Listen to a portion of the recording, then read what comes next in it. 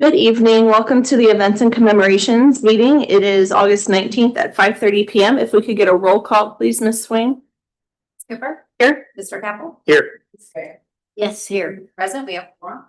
Thank you. I'm looking for a motion of approval for the July 15th minutes, please. So moved. I will second. Roll call, please. Mr. Capel? Yes. Mrs. Cooper? Yes. Mr. Eric? I missed them, so I think I should abstain. 2 yeas, minutes passed. Thank you. First up on under unfinished business is our special event permit policy. This is something that Alyssa has been working on and has brought to our committee before. Do you have an update? No, we don't have any updates yet. If there was any feedback or any changes or any additions that we need to make, Okay. Yep, as a reminder, so was it last month that we got this or 2 months? I think it was last month. Last month. We This were was going to spend maybe a little bit of time on the matrix, though. I got a Okay. couple of things I want to highlight. So okay. so- It's on. Alyssa's point there is, if you've got anything regarding the policy, make sure you let her know. Okay. But the matrix, there are a couple of things I want to call out. Okay. Here. So if you want to flip to page 21 in your packet. All right. So on this one, under the first category, events on the square with road closures, the only event we have coming to council with a road closure is Sizzle and Sounds. But then we had talked about if it's a road closure, that would still go to council. So in fact, we've got the Labor Day market bringing to council because of the road closure approval. So I don't think, at least the way that it's represented at the moment, represents the way that we, I think the way that you've directed me to do it going forward. So, I think this needs a checkbox for the road closure, the flea market, Christmas on the Square, and then, well, I guess the flea market's that takes care of both of them. Did we close a road for the Memorial Day? We did, same road. Yeah. Did we take Granville. that to council? I think we did. So we're practicing one way, but our policy says it's Yeah. that way. So unless you think that we don't, because those are kind of traditional road closures, if it's anything beyond Granville, maybe that goes to council. I don't know. Do we want to make this a little bit more precise, or is it just anytime there's a road closure, it goes to council? What's the liability? Well, I mean, there's certainly some liability in time to close the road because now you got people wandering in the roads, but we do block the roads. We do mark the road closures. We do monitor make sure that they stay in place. So, I mean, it's kind of the risk associated with any event that's happening on Square. I mean, there is risk associated with it, but keep in mind in each of these instances, I mean, I think we've got a dumpster on there as well. So that kind of helps to restrict traffic a little bit. We also usually have food trucks in there as well. So again, that's what's driving people to that street. On the flip side, I mean, you do have a few businesses that are operating on that street who probably don't really want to see the road closed. But if we have historically closed the road at the request of the applicant. I mean, I'm not asking us to kind of rethink that unless you think we should rethink that.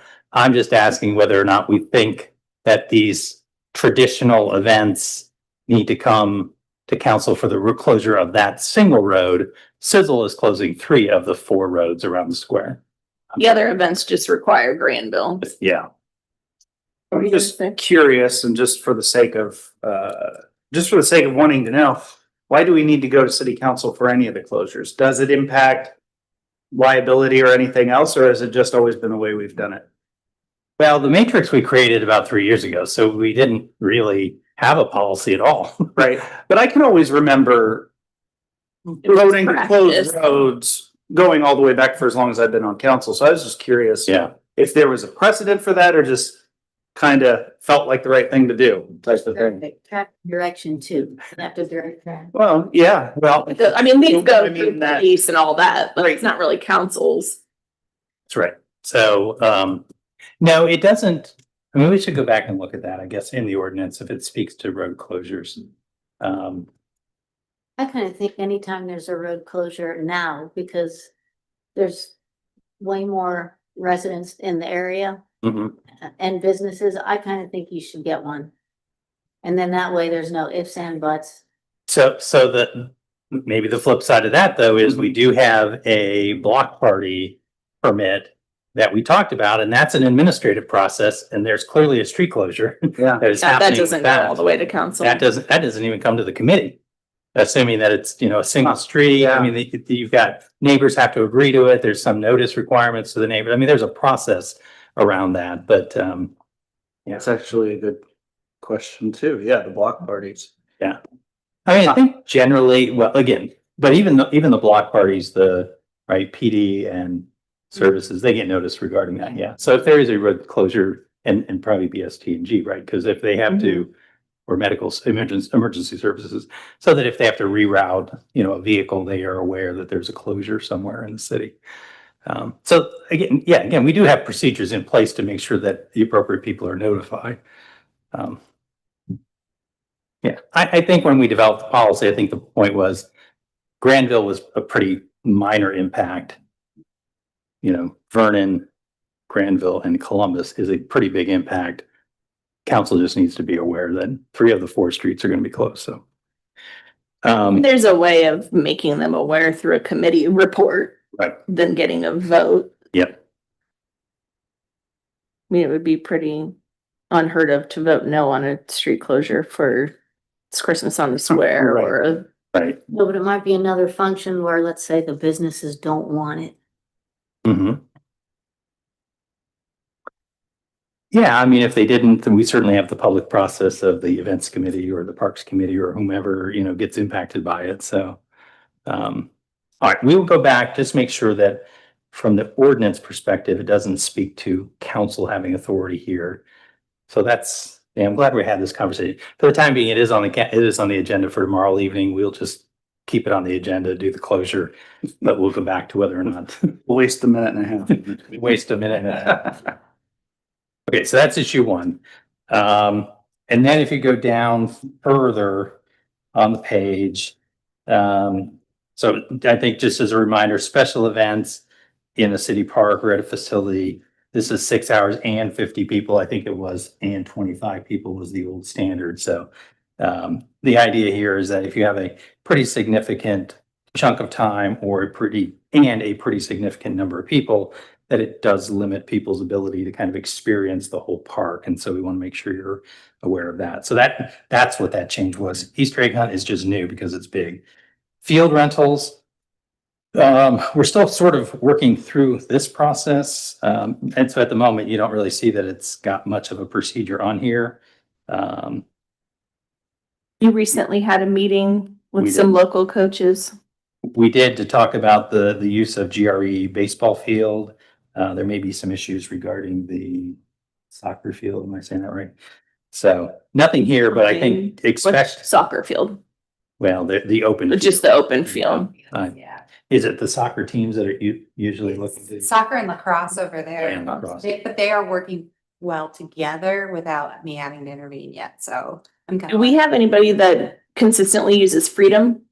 Lacrosse does. I actually spoke to them today because with the start of Dare Smith and breaking ground eventually, we have a lot of people that utilize that. So I'm making sure we're prioritizing our youth when it comes to the usage of the fields. So they're not gonna use it this fall, but they will need it in the spring. Lacrosse, Yeah, youth. yeah. So I've reached out to the soccer teams and asked if you're gonna need Freedom Park, kind of just give me an idea of your usage. But I think as J.R. Smith becomes unusable, we're gonna see a need for both of those parks a little more. So you sort of have Freedom Park and a GRE baseball softball field and a field behind GRE. So you sort of have baseball, softball, soccer, lacrosse right now. Yep. Because I think football uses the schools. Yeah, and we don't really have a clear field use policy. So like I said, it's blank at the moment. More Something that fun, staff is aware of and trying to figure yeah. out. And it sounds like you guys are working with all the coaches in the leagues and stuff. So I'm sure that'll get worked Yeah. out. So far. All right, the next thing on here, Kinslow Disc Golf Course night events. You may recall that when we had an event that extended at the park, a park after dusk, there's something in the code that basically says parks are open from dawn to dusk. Mhm. So we did take that one to council to extend the use of the park into the evening. So Mhm. we'll make sure that we get that updated.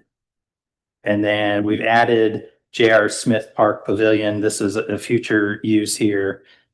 Just trying to figure out, I think at this point, the thought is, and you can tell us if we're headed in the wrong direction, but that is that at this point, you can't schedule something there that restricts the use of the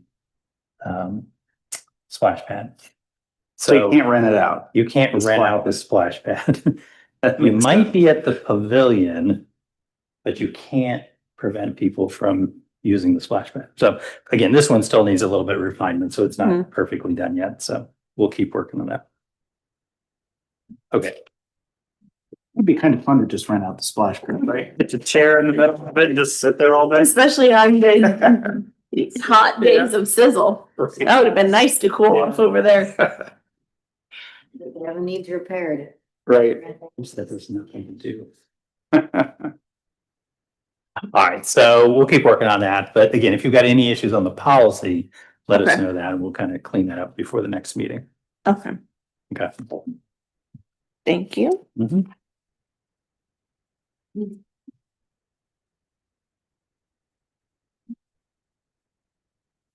Moving on to new business, we have the Communities at Sunbury Color Run. And this is more of an informational, they submitted the application, but based off of this, they plan to do this run around the Red Shank Pool. So they don't require any road closures or any assistance from us. It's gonna take place, oh my gosh, I can't, read. What date? It doesn't have a date. She didn't put a date on it. She did tell me September. It was September something. 20th? 20th, day of event phone down there, September 20th. And then it'll run from 10 to 11:30. It's like 0.33 miles that they run around there. It's 3 parents from the communities that put it together for the kids as like a kickoff to back to school.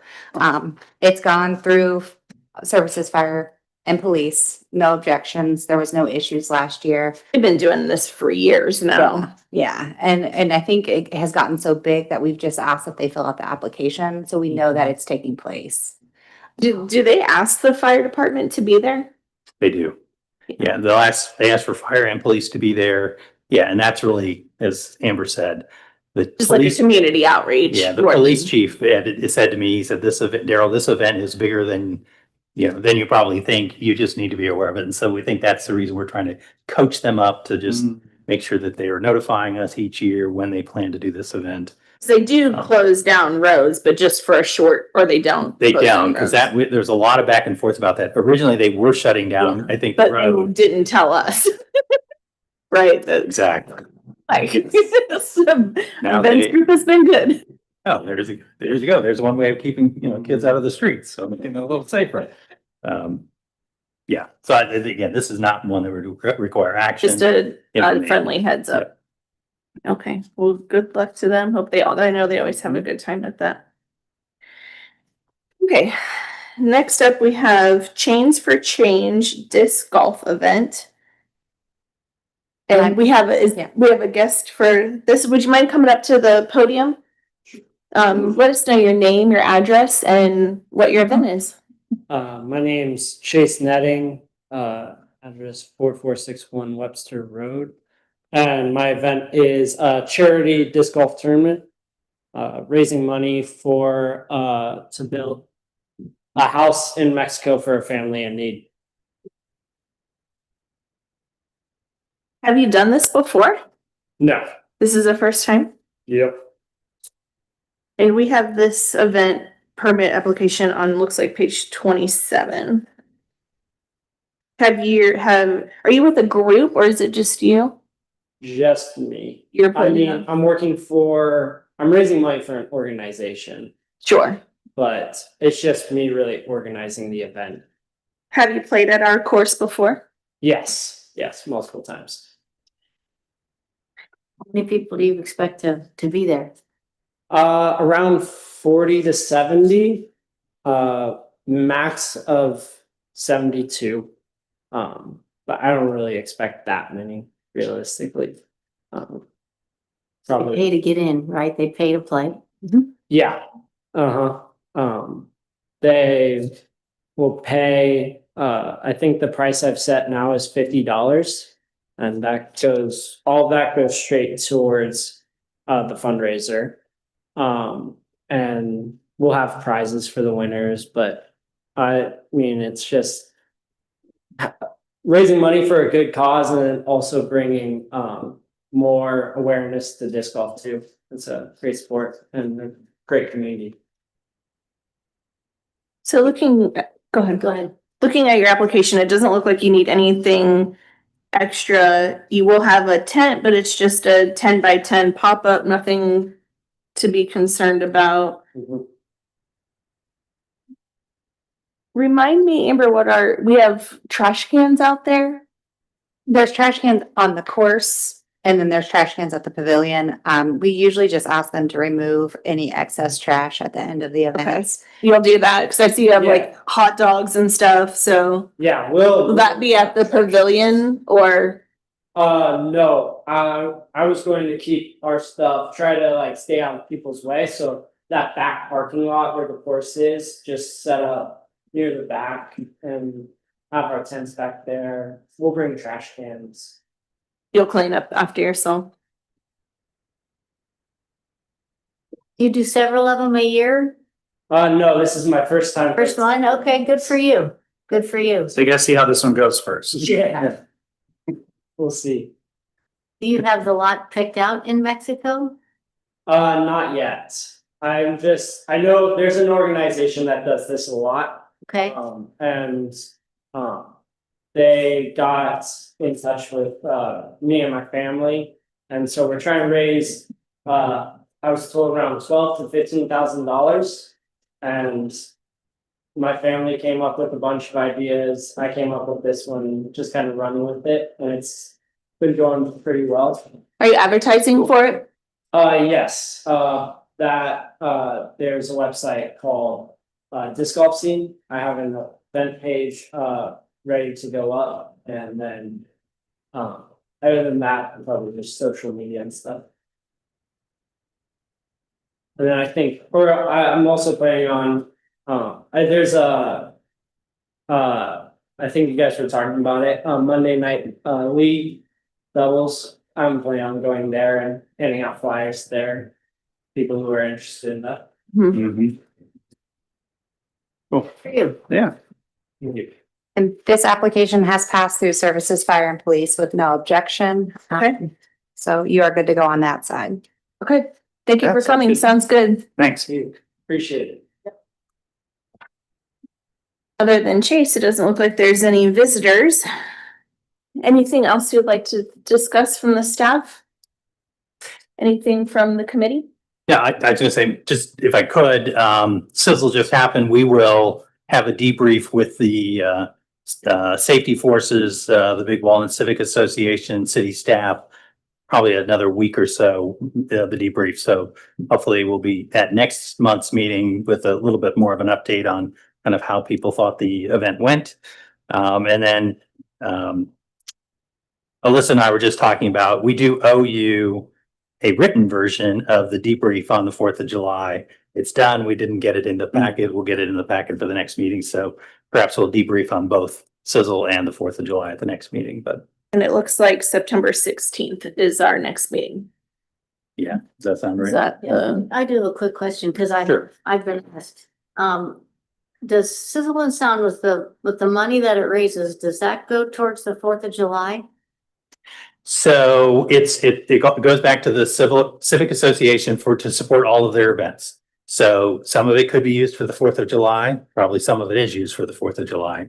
But they're also raising funds for the 4th, they're raising funds for Sizzle. So they're just, like I said, any profits that they generate from this event are really poured back into the organization to support future events. Another thing, and I think I've mentioned this, I certainly have mentioned it to others, maybe not necessarily to this group.